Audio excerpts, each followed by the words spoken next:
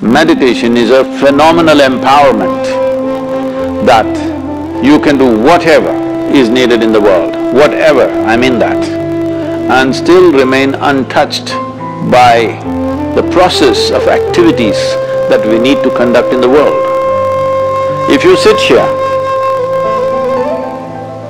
your body is here, your mind is there, who you are is little away. This is the end of suffering, and this is meditativeness.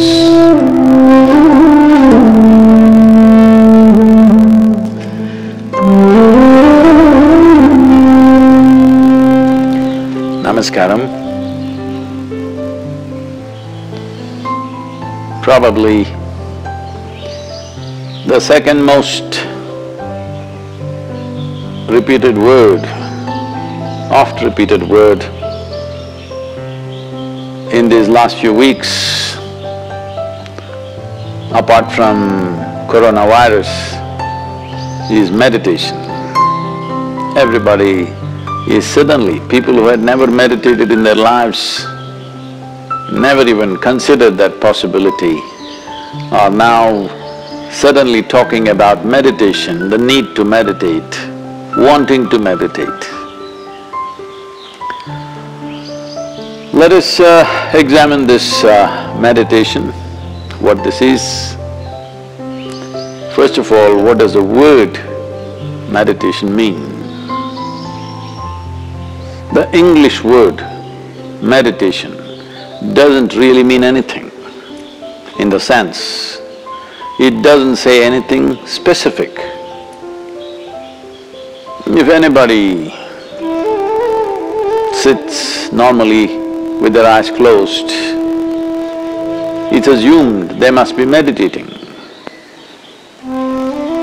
One can sit with their eyes closed and do many things. You can do japa, tapa, dharana, dhyana, samadhi, shunya, samyama, or you might have just mastered the art of sleeping in vertical postures. So the word meditation in English language doesn't specify anything. Generally we assume, or generally people assume that meditation means dhyana. In Tamil Nadu it's dhyanam, if you go little north it's dhyana, if you go really up north it's dhyan. If you go further up it becomes chan, if you go little more east it becomes zen. Same thing. So, what is this dimension that we are trying to describe with this word meditation?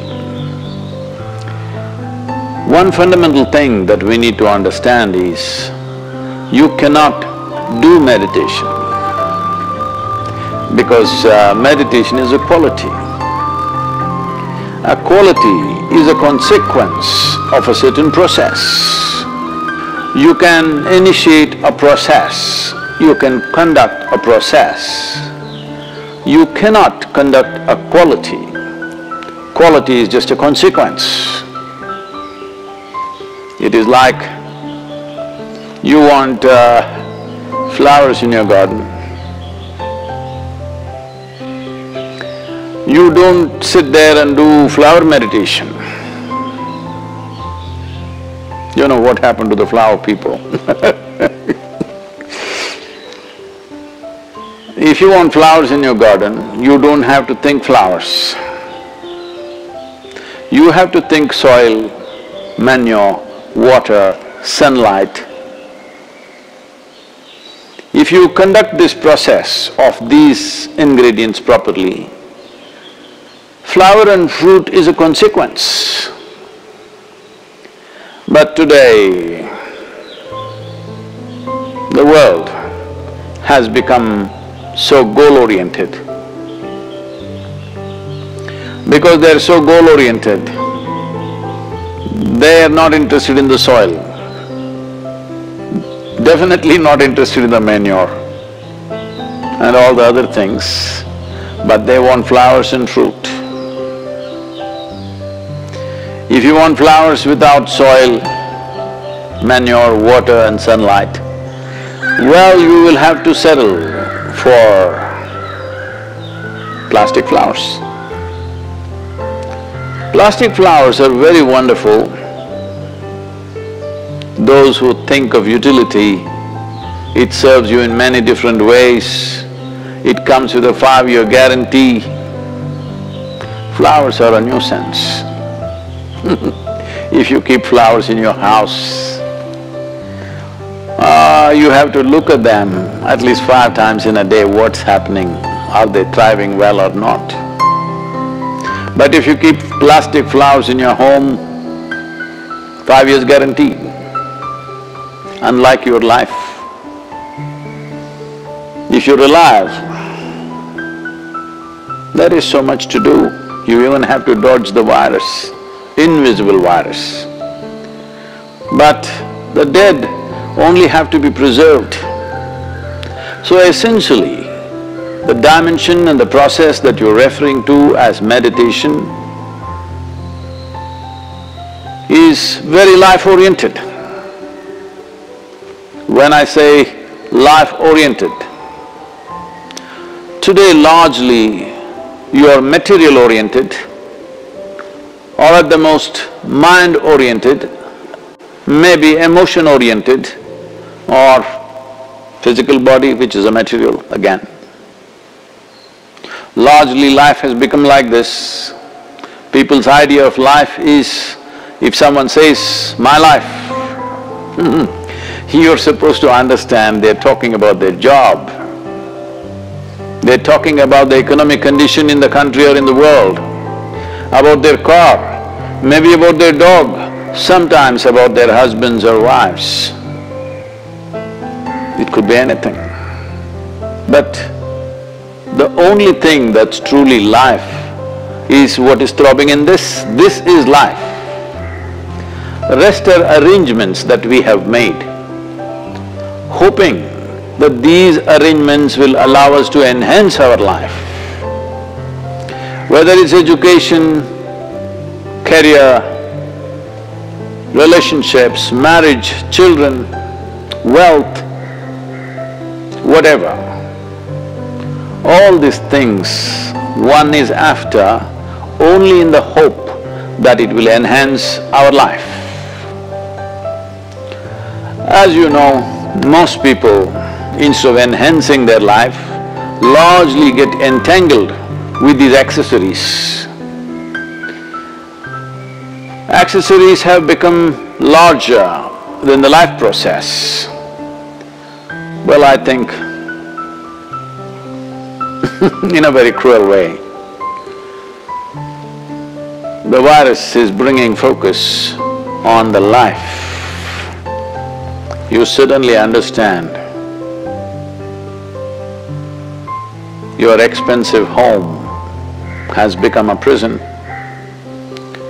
Your expensive car is as good as junk because you can't drive it, at least for some time. And right now, the world is in a situation where we do not know how long will it take before you're back on the road and swing around a little bit in your automobile. You do not know. So now naturally a whole lot of people are asking all over the world, how to meditate, what should I do? As I said, you cannot meditate, but you can become meditative because it's a quality. If one cultivates their body, mind, emotion and energies to a certain level of maturity, you will be naturally meditative 24 hours of the day. Meditation is not an impairment that if you're meditative, you have to close your eyes and be limited to one place. Meditation is a phenomenal empowerment that you can do whatever is needed in the world. Whatever, I mean that. Whatever is needed in the given situation and still remain untouched by the process of activities that we need to conduct in the world. This empowerment or without this empowerment. In fact, a human being is crippled because if what you have to think, feel, understand and act in the world is going to rub off on you in such a big way, naturally you will hesitate to do what is needed. Naturally you will avoid doing things that need to be done. In a way, the moment you are in a state where your own activity and the activity of the world around you and the activity of your mind and your emotion, once they are impacting you every moment of your life, then in some way you will cripple yourself because naturally you would want to keep the scale of your life very limited because activity, thought, emotion, involvement with life can cause enormous amount of suffering. Once there is fear of suffering, knowingly or unknowingly, you will limit the scope and possibilities of your life. Meditation means just this, in a very simple way if we have to put it. If you sit here, your body is here, your mind is there, who you are is little away from these two dimensions of physical body and mental accumulations.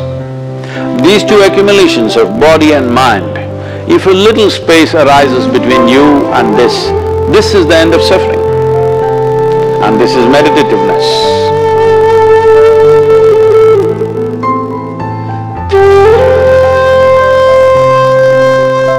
Isha Kriya is an extremely simple process but a powerful tool. These three ingredients, your breath, your thought and your awareness, in the right combination, if you use them, your ability to use the mind and the body is so greatly enhanced that you almost look superhuman for somebody else. But I'm telling you, this is human. This is not about being superhuman. This is about realizing being human is supra.